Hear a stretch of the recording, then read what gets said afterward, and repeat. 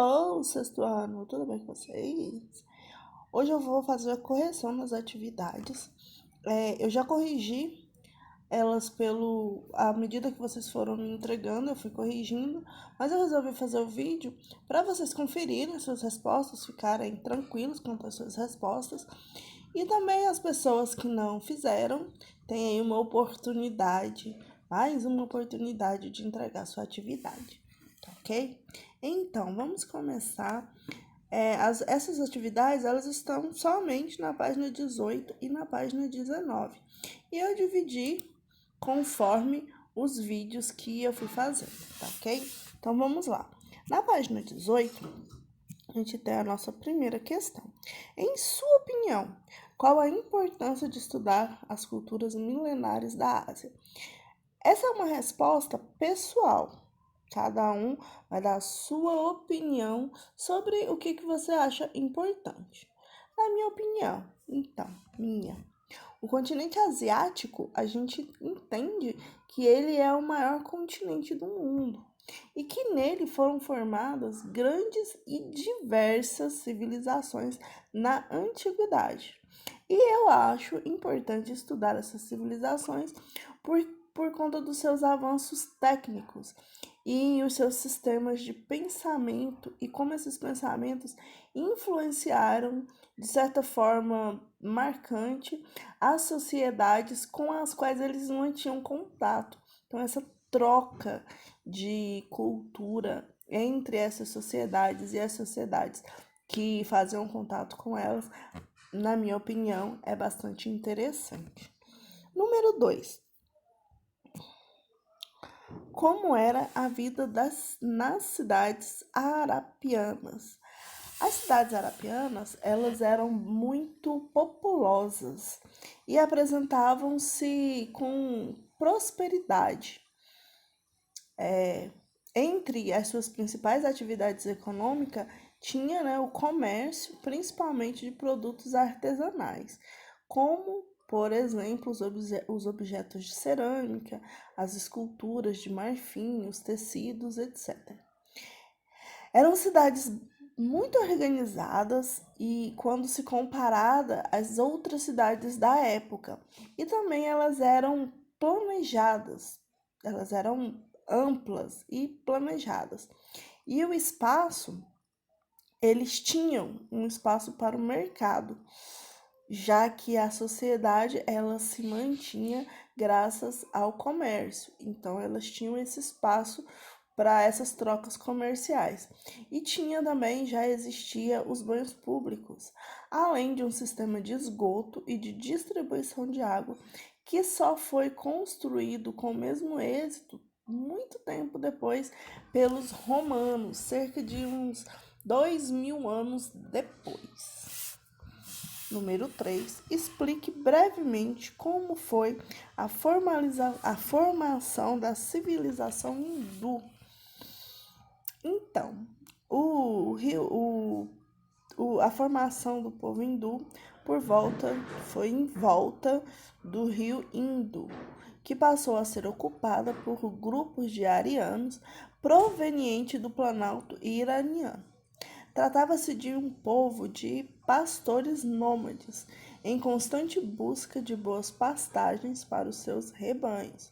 Falavam a língua sâncrica e se autodenominavam-se árias, ou seja, raça nobre. Eram excelentes guerreiros, e do contato desses povos com os nativos da região, entre eles os arapianos, surgiu a civilização hindu. Essa civilização não formou um reino único. Sua organização tribal em clãs favoreceu a formação de pequenos reinos. Estes reinos constantemente lutavam entre si, embora alguns eventualmente se unissem para formar uma civilização mais poderosa.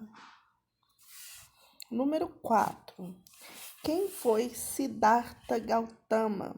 Quais foram seus principais ensinamentos? Ele era conhecido como Buda, um membro da família real que viveu na Índia. que quando ele foi cercado pelos seus pais e ele não saía do palácio. Porém, quando ele saiu, ele se deparou com a pobreza e ficou comovido com a pobreza com que a população vivia. Então ele decidiu abandonar tudo que ele tinha e transformar-se em um peregrino dedicado ao hinduísmo. Ele então, depois de muita meditação, de busca pela iluminação, ele que era conhecido como Buda e tinha um apelido de desperto ou despertador desse sentimento de humildade, de tentativa de iluminação. Os ensinamentos do Buda propunham uma profunda reforma na maneira de vida do hinduísmo tradicional. Segundo esses ensinamentos, o caminho da iluminação, ou seja, o caminho da sabedoria, era o que conduzia o ser humano à salvação. Não estava na satisfação do próprio desejo, nem no total abandono dele. Era preciso encontrar o equilíbrio, o caminho do meio, principalmente por meio da meditação. Ok?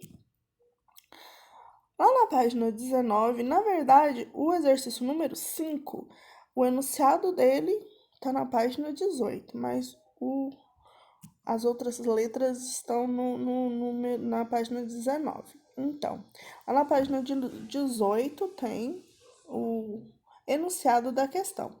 Sobre a muralha da China, responda. Letra A. Quando ela começou a ser construída?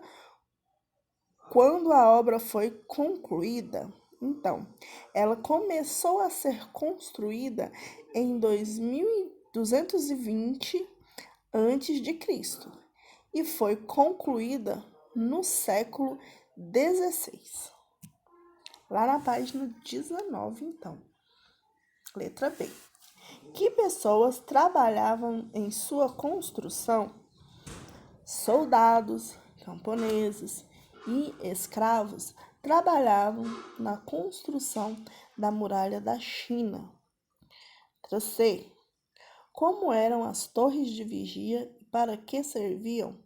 As torres de vigia, elas tinham em média 12 metros de altura e eram próximas umas das outras, o que permitia que os soldados mandassem avisos aos vigias das torres vizinhas, caso tivesse um ataque de estrangeiros.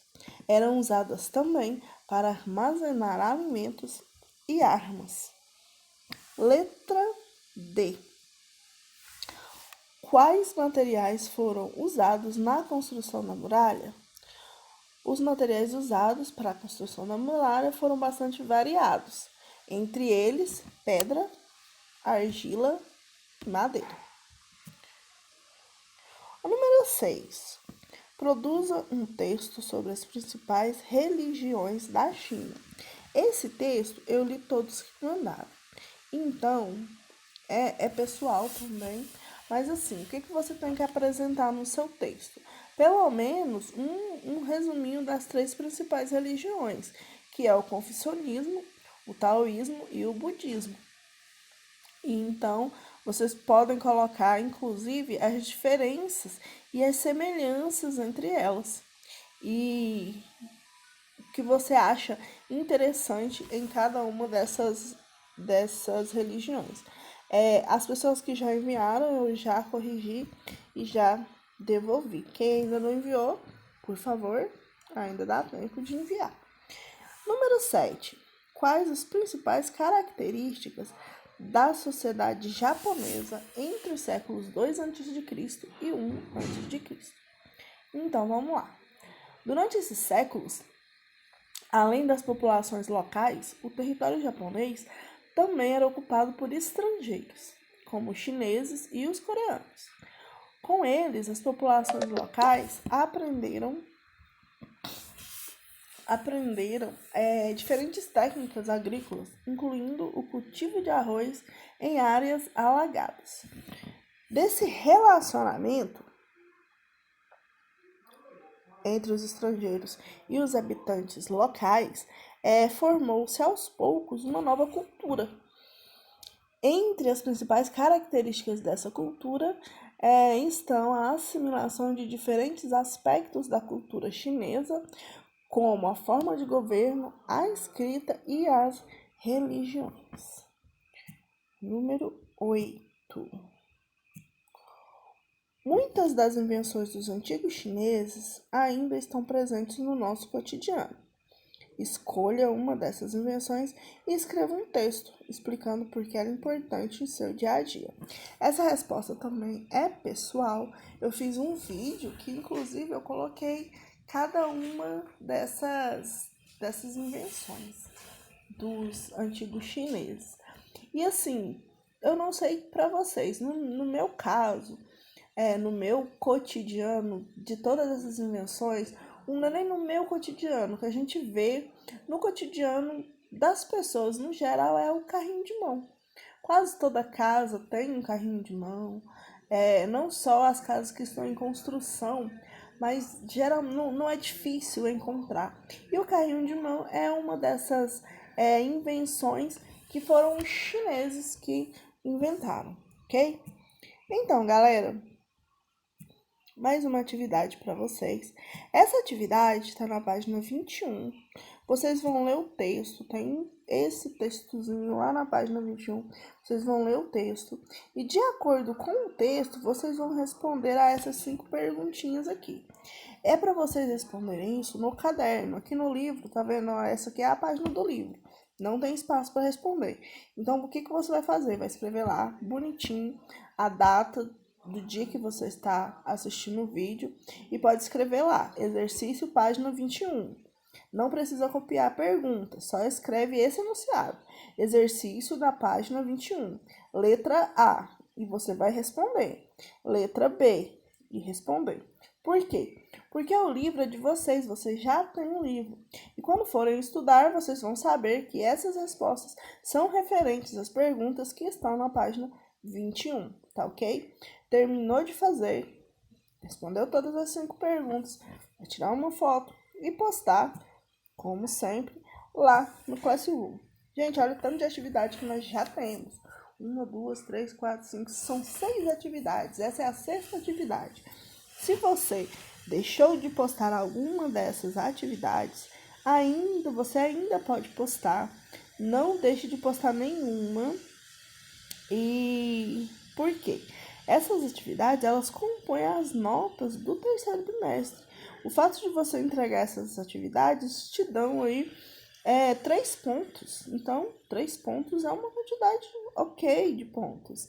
Então, se você não fez nenhuma, ainda dá tempo. Faça todas essas atividades e entregue o quanto antes. Se você já fez, parabéns para você. Estamos quase terminando esse bimestre. Vai dar certo e até a próxima aula. Qualquer dúvida, galerinha, pode me procurar, tá bom? Todos têm meu telefone. Se não tem, pode pedir para coordenação. E até a próxima. Beijinhos.